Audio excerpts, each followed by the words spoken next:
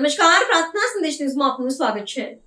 શિનોરના સિમડી ગામે તળાવ મજબૂતીકરણના કામનું ધારાસભ્ય અક્ષય પટેલના હસ્તે ખાતમુહૂર્ત કરાયું. કરજણ વિધાનસભા હેઠળના ગામ તળાવોના મજબૂતીકરણ અંતર્ગત કુલ 7 ગામ તળાવોના મજબૂતીકરણ સંદર્ભે અંદાજે 123 લાખના ખર્ચે થનાર કામ પૈકી આજરોજ સિમડી ગામે તળાવ મજબૂતીકરણના કામોનું ધારાસભ્ય અક્ષય પટેલના વરદ હસ્તે ખાતમુહૂર્ત કરાયું હતું. કરજણ વિધાનસભા હેઠળના સિમડી, પુનિયા, દચીસરા, તરવા, સેગવા, બેથલી અને વેમારડી ગામે અંદાજે 123 લાખના ખર્ચે તળાવોની મજબૂતીકરણના કામને ગુજરાત સરકાર તરફથી મંજૂર કર્યા બાદ આજરોજ શિનોર તાલુકાના સિમડી ગામે તળાવ મજબૂતીકરણ કામના ખાતમુહૂર્ત અંતર્ગત એક કાર્યક્રમ યોજાયો હતો.